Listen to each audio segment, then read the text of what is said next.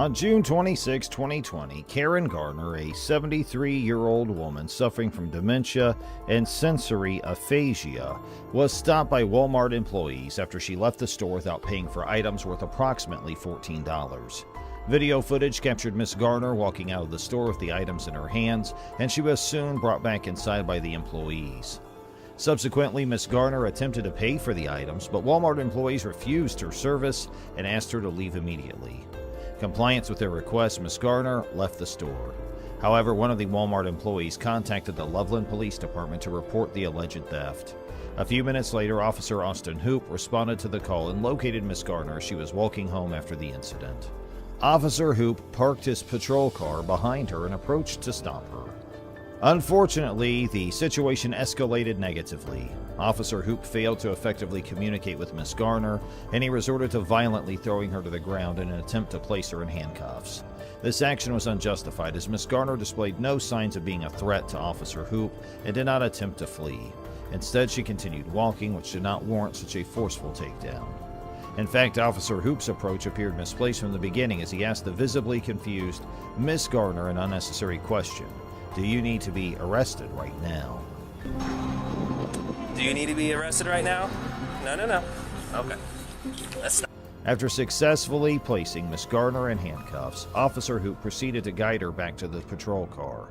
Unfortunately, during this process, he continued to employ excessive force on her and attempted to insinuate that she had been engaged in a physical altercation with him. Why are you fighting with me? And why are you trying to slip the cuffs off? The video from the officer's body camera proved to be beyond a reasonable doubt that Miss Garner and Officer Hoop never came close to a physical altercation. It's obvious that Officer Hoop didn't need to use so much force to keep a 73-year-old woman in custody. In addition, it's important to highlight that Officer Hoop apparently did not take into account the detainee's mental state, which is a significant issue. Officer Hoop obviously disregarded the legal requirement that police use their discretion to determine whether or not a suspect is mentally competent. I'm so cold. Yeah, I know. I'm just trying to search your room. As if the force employed by one cop wasn't already severe, a second confrontation broke out as cop Daria Jalali arrived to aid Officer Hoop, resulting in Miss Garner being taken to the ground again. Both officers proceeded to secure Miss Garner inside the patrol car, despite her repeated statements that she was simply trying to go home. Officer Hoop responded to her pleas with a dismissive laugh, stating, "No, you're not," in a mocking manner. What are you doing? Get out of here. This is not your business. Once again, Hoop's negligent demeanor became evident as he dealt with the situation. While Officer Hoop moved to the other side of the patrol car to secure Miss Garner, a Good Samaritan emerged from his vehicle and approached Officer Hoop, questioning the necessity of using aggression against an elderly woman. What's your date of birth, Karen? What's your date of birth? Okay. The young man had witnessed the entire incident unfold from a distance and decided to drive up to the scene. Officer Hoop, displaying further negligence, dismissed the young man's concerns, instructing him to leave as it was none of his business. Following a brief confrontation, Officer Hoop returned to assisting Officer Jolly in securing Miss Garner.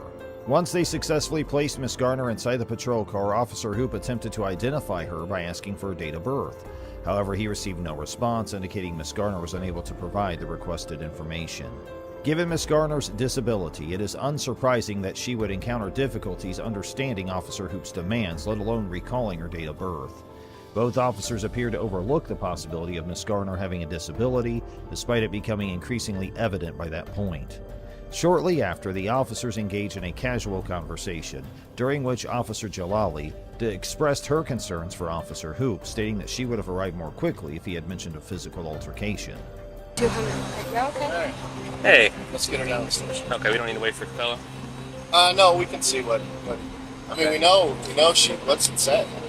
She stole some stuff, and they caught her before she left and got it back, and she ran out. So we have the... And you contacted her for that. And then she resisted. Obstructed and resisted, so... We're good either way. So we're good either way, cool. She's gone. All right. If they decide not to prosecute, I don't care. Cool. Okay, we'll head down there. Officer Hoop responded to Officer Jalali's concerns by making remarks about Miss Garner, commenting that she was like 20 pounds, and implying that the situation would have been different if it had involved a larger individual. This statement indicates that Officer Hoop was well aware of Miss Garner's fragile state as an elderly woman, yet he still exhibited excessive aggression toward her. The situation becomes even more questionable when both officers display uncertainty about the potential charges against Miss Gardner. Officer Jalali appears to have no understanding of what Miss Gardner could have done wrong initially. Sergeant Phil Metzler, the fourth responding officer, informs Officer Hoop that Miss Garner would be charged with resisting arrest and obstruction, regardless of whether or not Walmart decided to press charges.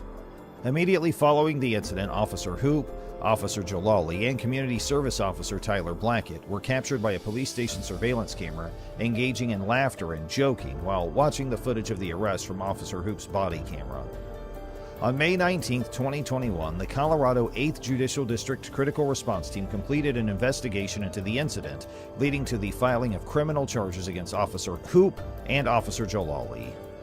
Officer Hoop faced 3 charges, including assault. However, on March 2, 2022, Officer Hoop pleaded guilty to a single charge of second-degree assault, classified as a Class 4 felony. Consequently, he received a 5-year prison sentence.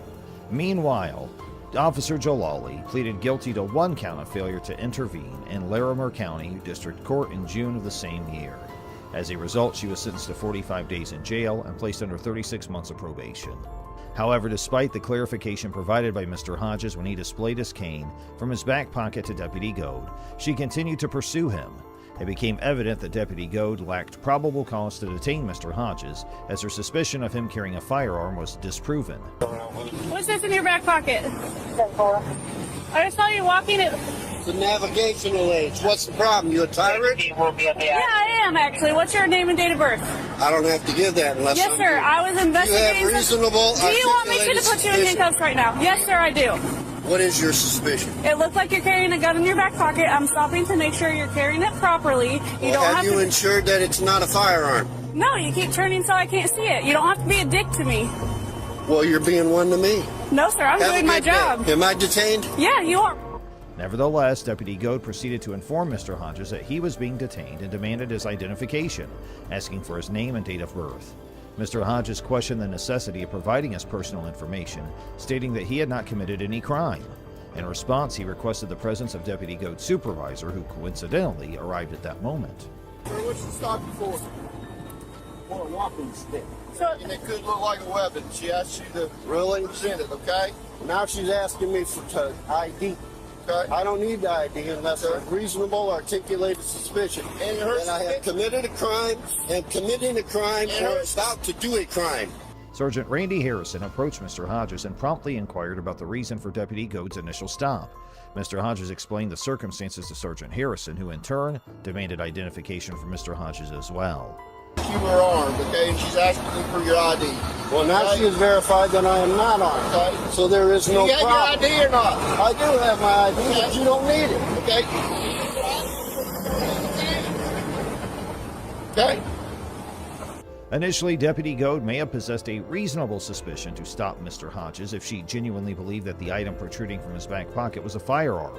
However, once it became unequivocally evident that Mr. Hodges was not carrying any firearms, any further detainment would be considered unlawful. Despite this realization, Deputy Goad and her supervisor, Sergeant Harrison, collaborated to handcuff Mr. Hodges and conduct a search of his pockets.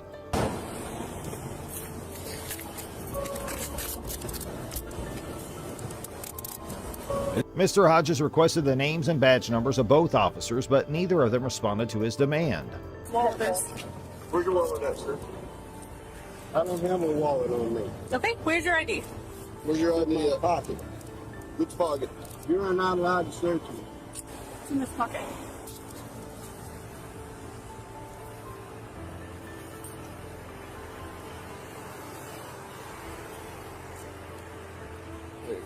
Thank you. It is important to note that throughout the ordeal, the officers did not show any concern regarding the cane that initiated the encounter. The cane remained in Mr. Hodges' back pocket during the entire confrontation, and neither of the two officers displayed any interest in it, even when Mr. Hodges pulled it out in front of them. This further emphasizes that the cane was never the underlying issue. The officers had other, seemingly trivial reasons to detain Mr. Hodges. After engaging in back-and-forth communication over the police radio, Deputy Goad approached Mr. Hodges once again, attempting to assert unnecessary authority and further escalate the situation. She questioned him, asking if it was challenging for him to comply. Are you legally blind? Yes, I am. Okay. I had to walk up here in the dark. It's a jury duty. which was canceled. But you're using your stick. You don't have to use your stick all the time, or not all the time. Mr. Hodges was arrested and charged with resisting without violence, as indicated by jail records that show his booking at 8:25 a.m. that morning. He was released 26 hours later. 2 days following his release, Mr. Hodges submitted a records request for the body camera footage on November 7, 2022. The viral video that circulated clearly demonstrated that Mr. Hodges had not engaged in any actions warranting arrest. An arrest report authored by Deputy Goad, she stated that James had violated Florida Statute 843.02 by obstructing an ongoing investigation. According to her report, Mr. Hodges repeatedly refused to allow identification of the object in his pocket and declined to provide his ID. However, the body camera footage contradicted her account, showing that Mr. Hodges promptly and willingly presented the object from his pocket to both officers. Miss Odom's claims that Mr. Clark had assaulted her resulted in a bloody altercation turned out to be unfounded. When the officers arrived at the scene, there was no evidence of blood or visible injuries. Moreover, had the officers requested a background check on Miss Odom, they would have discovered her extensive history of encounters with the law. This included a 2016 conviction for fraud in the first degree, multiple felony charges of aggravated domestic assault, and even an attempted murder charge, which she apparently remained influenced by. The actions taken by Officers Hanning and Summers demonstrated a clear neglect of the usual protocols during the encounter. I literally just saw banged on the door, or through the wall. Bam, bam, bam, and I'm sleeping. Shut the f*** up! They seemed to accept Miss Odom's account without questioning her, despite the evident fact that she was intoxicated and lacked clarity. After speaking with Miss Odom and Mr. Braden, the officers proceeded to approach Mr. Clark, who resided next door. Following a few knocks on Mr. Clark's door, he opened it while holding a collectible sawfish snout sword, which had been a gift from his late brother-in-law. Mr. Clark had retrieved the sword with the sole intention of self-defense, expecting a confrontation with Miss Odom rather than the arrival of police attempting to resolve the matter. Given the circumstances, Mr. Clark was entirely justified in opening the door with a weapon in hand, as the officers had not identified themselves as law enforcement, a requirement mandated by law prior to such encounters. Despite the situation de-escalating when Mr. Clark complied by placing the weapon on a shelf and facing the officers, Officer Hanning made an attempt to tackle him by kicking his leg and punching his head. It was apparent at this point that Mr. Clark did not pose a threat to the officers.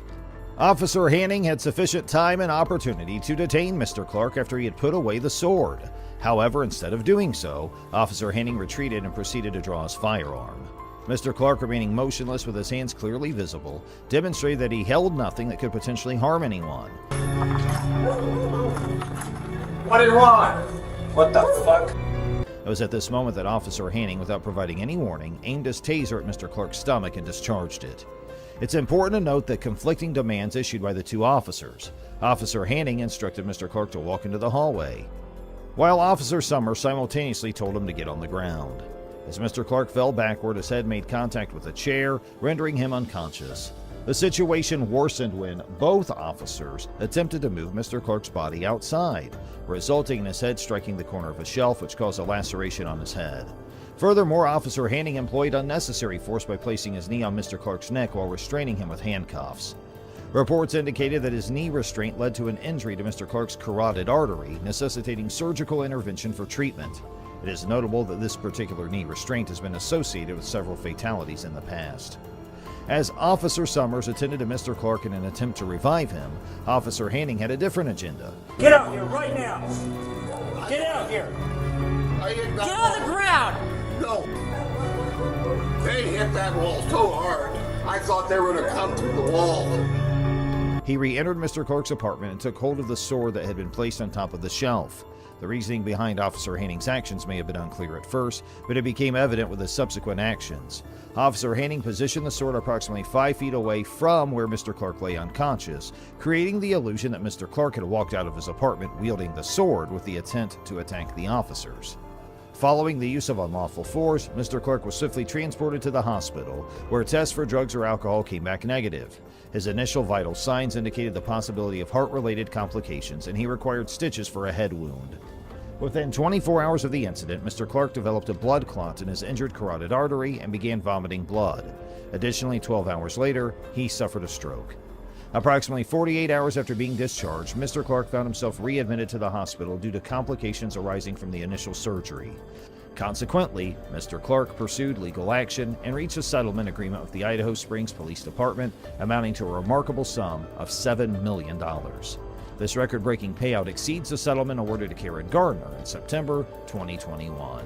You have the exact same name and date of birth as someone else. Let's explore the distressing incidents where innocent individuals face unwarranted troubles at the hands of law enforcement, highlighting the urgency for accountability and reform. On September 8, 2022, an officer from the Bartholomew County Sheriff's Department responded to a 911 call reporting suspicious activity at a storage unit property. The officer encountered 3 individuals who were loading boxes onto a truck. The officer informed them about the 911 call and asked for their identification. The individuals complied and provided their IDs. Can I have everybody step out here, please? Yeah. Including those 2. Yeah. Come on, Yeah. Oh, we just got a report of you guys. Is there a 3rd? Yeah. Brandon. Okay. Yeah. He wants you out here. Okay.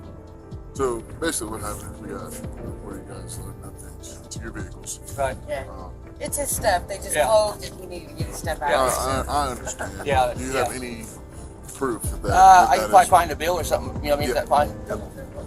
I'll find that. Do you have your driver's license by chance? Yeah. Yeah, can I borrow that, please?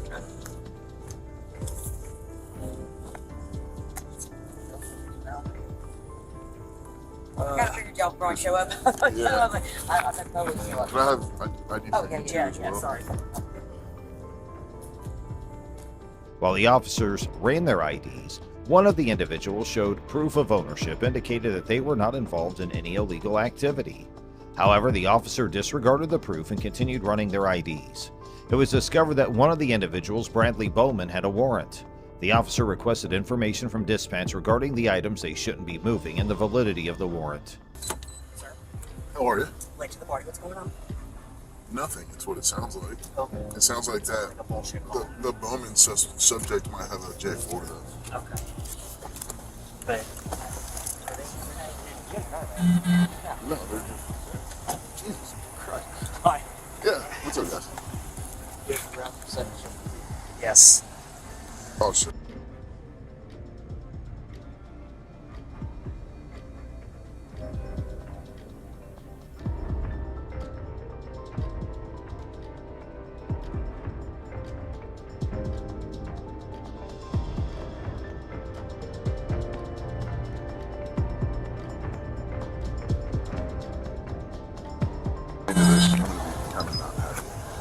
Despite dispatch confirming that the individuals were allowed to move their belongings, the officer chose to detain Mr. Bowman.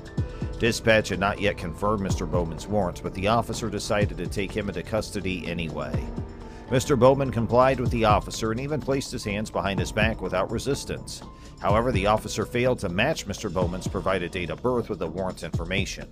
The officer proceeded to pat him down and placed him on patrol vehicle, unnecessarily prolonging the investigation. I'll tell you when we get to the car. Can you put your cigarette out for me?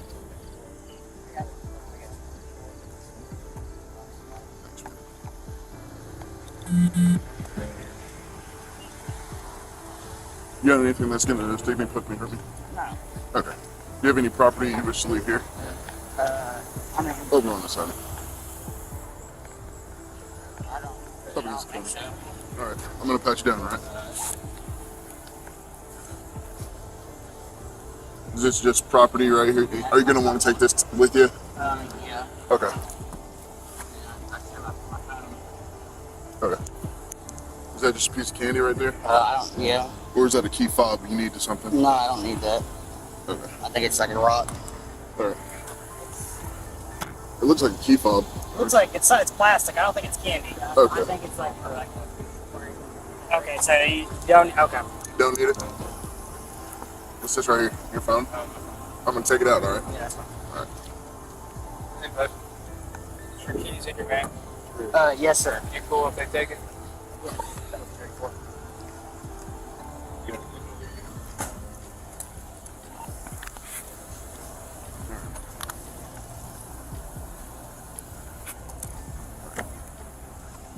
a seat for me. Can you get on the other side and pass that through to you? You're good, man.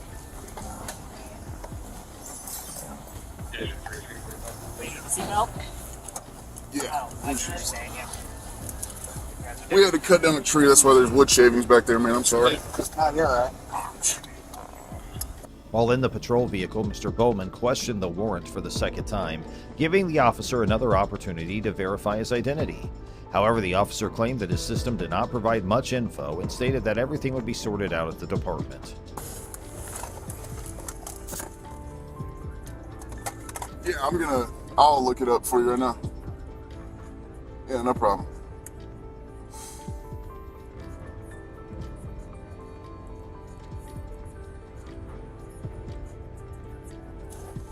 It looks just for failure to appear. That's all I have on my end, but when we get down there, they'll be able to give me the actual warrant. I can tell you what it was for. 340 your status. During the ride to the department, Mr. Bowman mentioned that he had never interacted with law enforcement in the area. Instead of verifying his identity, the officer remained silent. Upon arrival at the department, the officer looked into the warrant without ensuring he had the right person. Again, he only mentioned that it was for failure to appear. Finally, the officer asked Mr. Bowman's date of birth, which resulted in visible confusion from Mr. Bowman. He corrected the officer, who then realized his mistake and checked Mr. Bowman's ID. It became clear that Mr. Bowman had been falsely detained, primarily due to the officer's negligence. 3/10/1993. Your birthday? No. My father.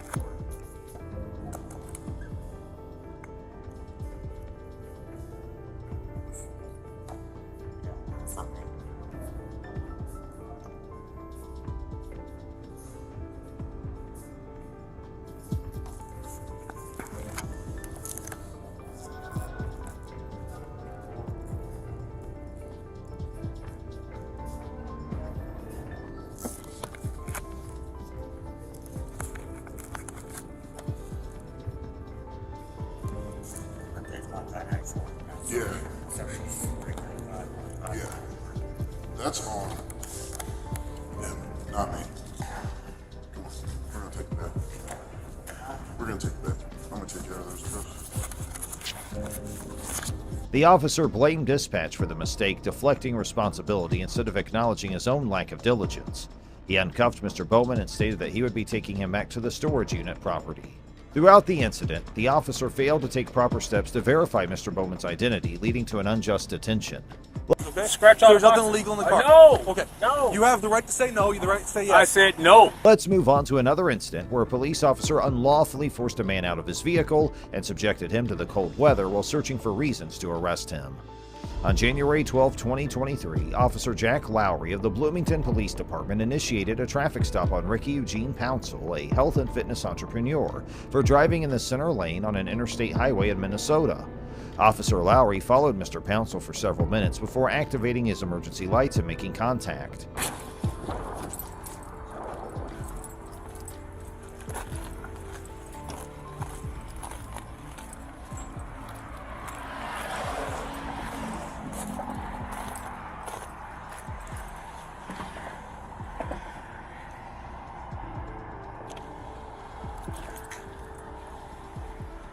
Hey, how's it going? Do you have your driver's license, proof of insurance? Reason why I stopped you, I just saw you on the center lane there for a little bit. I want to make sure you don't get me driving. I'm watching traffic. We have people, headlights. Yeah. During the interaction, Officer Lowry informed Mr. Pouncil that he was pulled over to check on him and ensure he was fit to drive. Mr. Pouncil explained he was driving cautiously due to icy road conditions and he was looking out for other vehicles without headlights. He complied with Officer Lowry's request for identification and proof of insurance.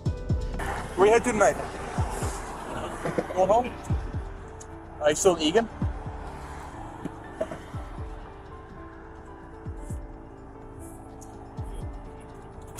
Sorry, what was that? Yes, ma'am. I got you. Is this a rental car? Yeah. Is this the rental agreement or is this just the... Do you have the rental agreement? I don't have to revise one. No? But I rent them. Oh. One of my spots. Gotcha.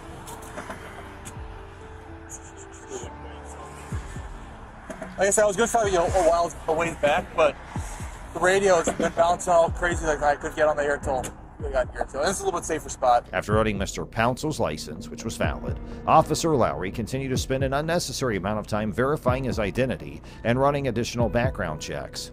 Officer Lowry justified his suspicion by falsely claiming that Mr. Pouncil was uncooperative and driving below the speed limit, despite the speed limit being 60 miles per hour and Mr. Pouncil driving at 55. Hit by a car, you know what I'm saying? Your license all valid and everything like that? All good to go, right? With valid license and everything? I'm just asking. I'm going to run. Yes, I just want to make sure. Okay. Anytime, man. I'll be back.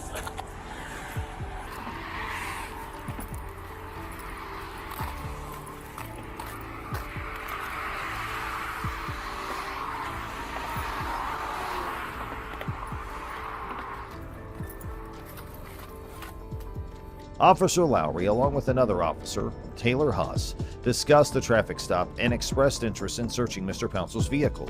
They browsed through their phones and Minnesota state laws, delaying the interaction. Officer Lowry mentioned that there were bags in the vehicle, attempting to raise suspicion. Eventually, Officer Lowry asked Mr. Pouncil to step out of the vehicle. Mr. Pouncil expressed skepticism but complied. Officer Lowry patted him down and began asking irrelevant questions. Mr. Pouncil called out the harassment and stated the questions were unnecessary. Officer Lowry then questioned Mr. Pouncil about the bags in the vehicle if there was anything illegal inside. Mr. Pouncil explained that they were workout bags and there was nothing illegal. Officer Lowry attempted to pivot the investigation to conduct a search unrelated to the initial traffic stop. Just do a quick 25 check and who knows. There's some luggage in the back seat too. Just what? Like a couple bags in the trunk area. But just from PA courts and like that, nothing too crazy that I can see.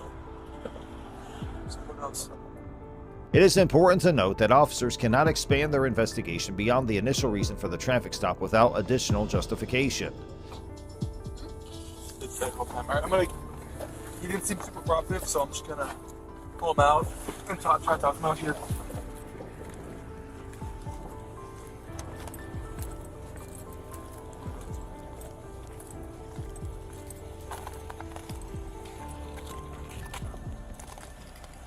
Ricky, right?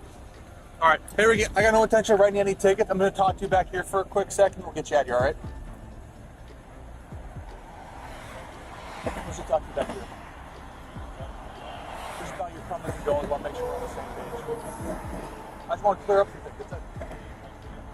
I'm asking you to get out of the car. Well, the thing is, I don't really need a reason. No, I don't. I'm bench 363. Like I said, man, I'm just trying to clear up some things. You're coming and going, man. You want to talk to me? I'm trying to talk to you man to man. Okay, sorry, it's in your eyes. Bench 363.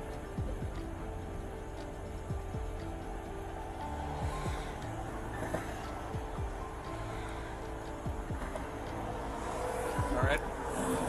So I just want to talk to you back here, back to your car. I'll get you all the information in a second, man. 363. Officer Lowry. I know, man. I'm not going to try to keep you out there any longer than I have to. Do me a favor. Can you just come around the front here? Thank you. That'd be great. Officer Lowry's attempt to search the vehicle was not supported by the traffic violation. Mr. Pouncil emphasized his innocence and clear record throughout the interaction. Hey, I know it's cold out here. You might feel the need to put your hands in your pockets. I'll either ask you to put your hands out of your pockets, or I can either pat you down for your safety. Pat me down, whatever you want. Okay. So, the reason why I'm trying to talk to you out here is because when I tried talking to you the first time, you seemed super. Like I tried asking you where you're coming and going, you know? You said you're headed where? Back home? I'm going home. And is home with Egan? No, I have a house over here, man. I mean, all those questions really not necessary. Well, again, I mean, I need your number. You know, I'm asking kind of basically. So you said you're going home? I'm going home. Period. Where is your address at home? You said it's not Egan? No, it's not Egan. I have an address over here. Address over here? Well, you can follow me if you want. I don't want to follow you. Know, it's like you're harassing me. I'm not trying to harass you. Yes, you are. I mean, I haven't did anything. I'm not trying to harass you. You searched me. I haven't did nothing. I didn't search you. Yes, you did. You patted me down. I need your information too. You have a card on this? Go ahead, ask me the question. So you said over here? Is Yeah, it like, over there. We'll have a house in Bloomington. Yeah, but I don't need to give you my address. My address is right here. Where were you coming from? Coming from Lifetime Fitness. Lifetime Fitness? Yeah. Which one? In Egan. In Egan? Dinah. Dinah. Yeah. Okay. What do you do for work? What do you mean what I do for work? I have my own business. What do you do for your business? Yeah. Okay. How long have you had this rental car for? I keep this rental car the whole year. And then last thing, what's up with the bag? Is it like a workout bag? You know, Yeah, it's workout bags back there. workout bags? Yeah. And how many bags are there? I don't know, 3 or 4. It's workout bags. Let me ask you this. The incident highlights Officer Lowry's questionable motives and disregard for proper police procedures. He used irrelevant factors such as Mr. Pouncil's appearance and speed slightly below the limit to justify his actions.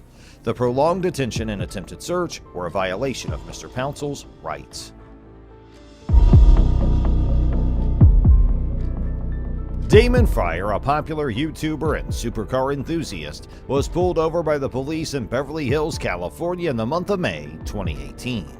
This meeting became noteworthy as a result of the ensuing activities and exchanges that took place between Fryer and the officer after it took place. What all took place? Let's investigate this matter further.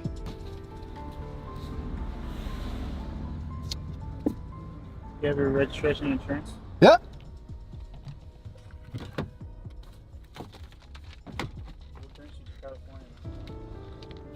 During the encounter, the Beverly Hills police officer initiated the interaction by requesting Damon Fryer's driver's license, registration, and insurance.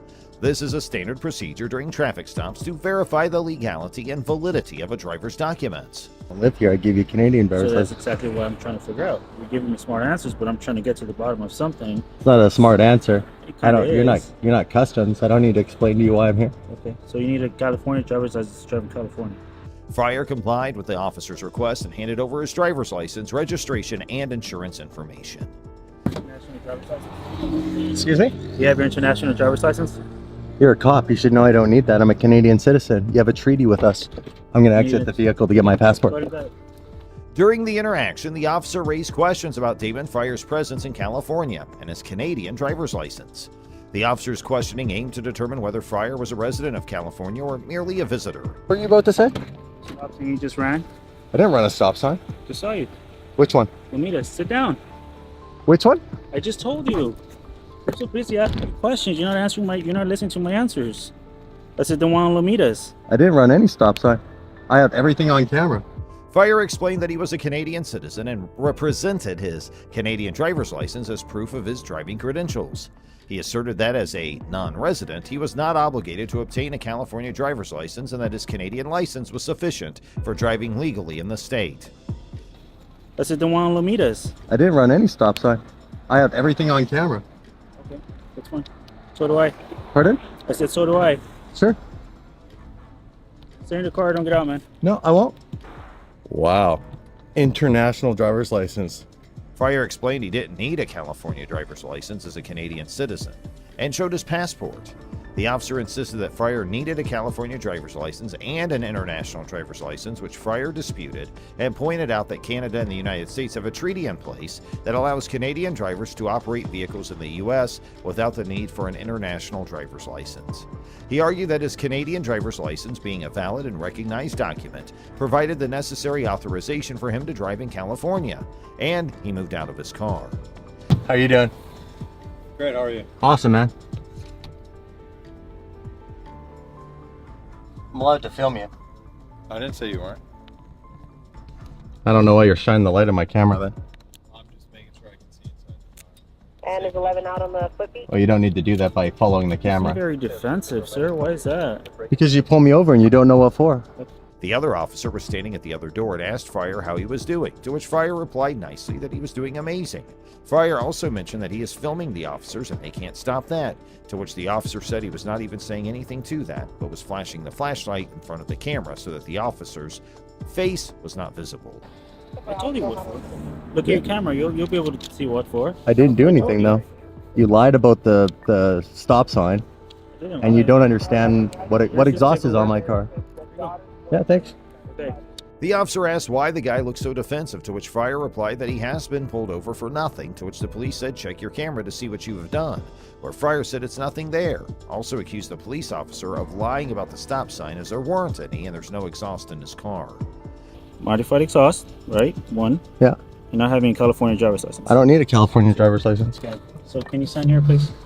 And if I don't? I'd have to take you to jail. Really? Yeah. The officer proceeded to issue citations to Damon Fryer for 2 alleged violations: the absence of a California driver's license and the presence of a modified exhaust on his car. These citations mark the culmination of the interaction between Fryer and the officer, reflecting their differing perspectives on compliance with the law. Regarding the first citation, the officer asserted that Fryer was required to possess a valid driver's license issued by the state of California in order to legally operate a motor vehicle within its jurisdiction. Fryer refused to sign the paper which the officer was asking for, to which the police said he'll be behind bars because of that. Is that part of the, like, not having a driver's license thing too? California. So like I said, it's not an admission of guilt, just promising you'll take care of the citation. So with that being said, your car is subject to tow. What? Why? Because you're driving your own license in California. I can do that. No, you can't. Yeah, I can. I have a Canadian driver's license. It's not illegal to drive here with that. The moment Damon Fryer put his signature on the document, the police informed him that his vehicle would be impounded since he did not possess the appropriate license for the state of California. In addition to issuing citations for Damon Fryer for not having a California driver's license and for the modified exhaust on his car, the officer took his response to a more concerning level. The officer, perhaps frustrated by the disagreement and Fryer's persistence in his stance, resorted to making a threat regarding Fryer's vehicle. In a display of authority, the officer went as far as to threaten Fryer with the possibility of having his car towed if he was spotted driving it again. Typically, the decision to tow a vehicle is contingent upon scientific circumstances, such as when the vehicle poses a safety hazard, is involved in criminal activity, or when it is in violation of parking regulations. In this case, the officer's threat appeared to be an inappropriate escalation of their authority, as it was not supported by the violations Fryer had been cited for. Fryer, being aware of his rights as a motorist, could have questioned the officer's ability to carry out such a threat. If Fryer believed the officer's action to be unjustified, he could have requested clarification or brought attention to the officer's lack of legal grounds to tow his car. Feeling aggrieved and determined to address the situation, he left his car behind and sought advice from his friends and other people he trusted. Discussing the incident with his friends and seeking their input provided Fryer with valuable perspectives and guidance. You're just playing hardball. It's all good, dude. Okay, so like I said, if I see you again, I will tow your car, sir. Yeah. Okay? Have yourself a good night. Yeah, you too, man. Empowered by the advice he received, Fryer made the decision to confront the issue head-on. Arriving at the police station, Fryer took the initiative to speak with someone in authority about the unjust threat made by the officer. Okay, so tell me... I'm going to record it. That's cool. It's already recorded. No, 24/7. For myself. Okay. Thanks. Do whatever you want. Yeah. So what documentation do you have, like as far as your ID or license or... Fryer decided to take action and file a complaint against the officer. Recognizing that he had been subjected to an unjustified threat and concerned about the officer's abuse of power, Fryer sought to hold the officer accountable for their actions. After leaving the police station without any further problems, Fryer proceeded to the relevant authorities in order to formally lodge his complaint. A foreign-issued driver's license. I'm not a resident.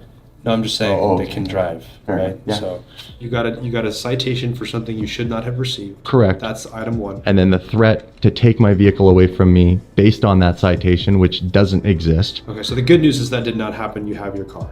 The officer's behavior during the encounter with Damon Fryer revealed a troubling lack of understanding regarding license requirements and an improper display of authority.